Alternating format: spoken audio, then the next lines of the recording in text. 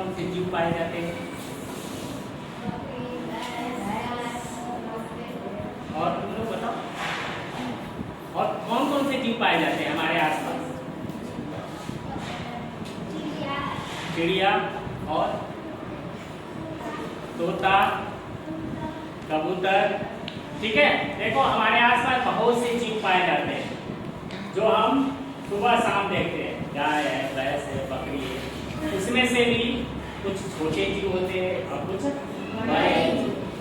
तो ऐसे जीवों का नाम बताओ जो हमारी आंख से दिखाई नहीं देते। ठीक है, कुछ हमारे ऐसे भी जीव हमारे आसपास रहते हैं जो हमें अपनी आंख से दिखाई नहीं देते। ठीक है, उनको देखने के लिए हमें सूक्ष्मदर्शी की जरूरत पड़ती है। सूक्ष्म जीवों को देखने के लिए सूक्ष्मदर्शी की जरूरत होती है। ठीक है, क्या आपको मालूम है इन जीवों के, सभी जीवों के कार्यात्मक और संरचनात्मक इकाई को क्या कहते हैं?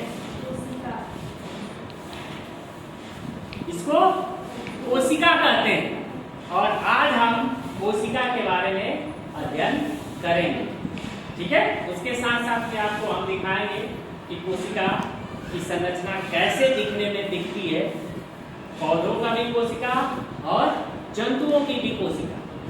तो सबसे पहले बात करते हैं इस कोशिका को सबसे पहले जिन्होंने खोज किया था उनका नाम है रॉबर्ट हुक। उन्होंने 1965 में इस कोशिका की खोज की। ठीक है, आप देखे होंगे, घर को बनते हुए देखे होंगे, एक मकान या कमरे को बनते हुए देखे होंगे। मकान में सबसे नींव में ईंटें, एक ईंट दूसरा ईंट रखी जाती है, तब जाकर एक कमरा तैयार होता है। और कमरा जब तैयार हो जाते हैं, कई तो कमरे जब तैयार हो जाते हैं, पूरा एक मकान बन जाता है। ठीक इसी प्रकार किसी भी जीव का शरीर, हम लोग का जैसे ईंट रखा जा रहा है मकान बनाने के लिए, पूरी एक कमरा बनता है, कमरे के बाद पूरी मकान बनती है। ठीक उसी प्रकार हमारी जो शरीर है, एक एक कोशिका से मिलकर, लाखों करोड़ों कोशिकाओं से मिलकर हमारा शरीर का निर्माण होता है। चाहे इस पृथ्वी पर कोई भी जीव हो, तो इसीलिए शरीर का सबसे छोटी इकाई कोशिका कही जाती है। ठीक है, या एक और दूसरे भाषा में कहा जाए, मतलब दूसरे तरीके परिभाषा में, तो किसी भी जीव की संरचनात्मक एवं कार्यात्मक इकाई होती है कौन? कोशिका। अब ये कैसे निर्माण होता है हम लोग का शरीर का? तो सबसे पहले कोशिका होती है और उस कोशिका से उत्तक बनता है। ठीक है, और उस उत्तक से फिर हमारे अंदर अंग बनते हैं। अंग में फेफड़ा आपका बनेगा, हृदय बनेगा। ठीक है, फिर आपका आंख बनेगा, कान बनेगा। जब धीरे धीरे सब कुछ बन जाता है ना, तो ये एक दूसरे से मतलब कनेक्ट हो जाते हैं, मतलब एक अंग कहलाता है। ठीक है, तो जैसे पाचन तंत्र के बारे में पढ़े होंगे कि पाचन तंत्र में आपका शुरू होता है मुख के यहाँ से। ठीक है, मुख के यहाँ से नीचे आते हैं तो ग्रास नली कहते हैं। ग्रास नली से अमाशय से छोटी आंत, बड़ी आंत, मतलब पूरा एक अंग तंत्र बनता है। और अंग तंत्र बनने के बाद जब हमारे शरीर में पूरे अंग तंत्र बन जाते हैं, तब जाकर हमारा एक पूरा शरीर का निर्माण होता है।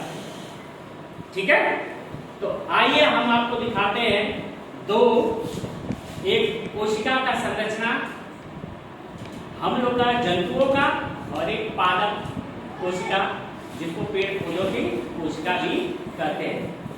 आइए दोनों का लिए आप इसको पकड़ लीजिए। देखिए, इन दोनों में आप अंतर भी समझ सकते हैं कि इन दोनों में अंतर क्या है। ये देखिए पादप कोशिका बिल्कुल एक जैसा दिखने में लग रहा होगा। ठीक है, लेकिन अंतर क्या है? अंतर ये है कि ये जो कोशिका का बाहरी भाग है, कोशिका इसको भित्ति कहते हैं। क्या कहते हैं, कोशिका भित्ति।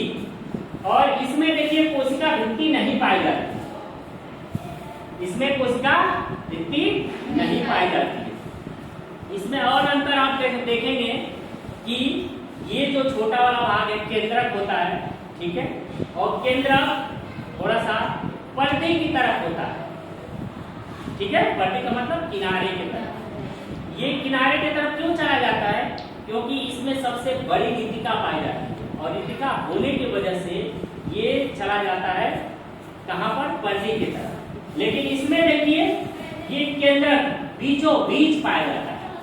तो इन दोनों में अंतर आप देखेंगे तो इसमें कोशिका भित्ति पाई जाती है पादप कोशिका में, और जंतु हम लोग में जो कोशिका होती है उसमें कोशिका भित्ति नहीं पाई जाती। ये पहला अंतर।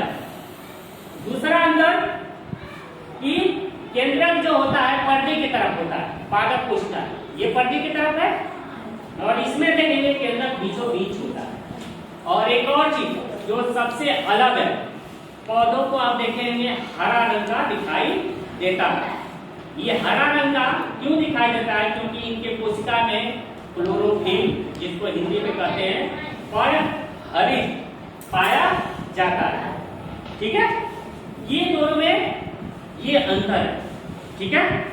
और भी देखिए इसमें परहरित पाया जाता है, क्लोरोफिल पाया जाता है, जिससे हरा रंग का होता है, और इसमें परहरित नहीं पाया जाता है, ये हरा रंग का नहीं होता है, ठीक है। तो इसका आकार आप लोग कॉपी पर चित्र के माध्यम से बार बार बनाइएगा, और इसके अंग जो अंदर अंग है कोशिकांग, इसके बारे में आप बढ़िया से याद कर लीजिएगा। इसके बाद आगे का इन कोशिकांगों के जो कोशिका के अंदर पाए जाते हैं, इनके कार्य को अगले कक्षा में हम बताएंगे, ठीक है।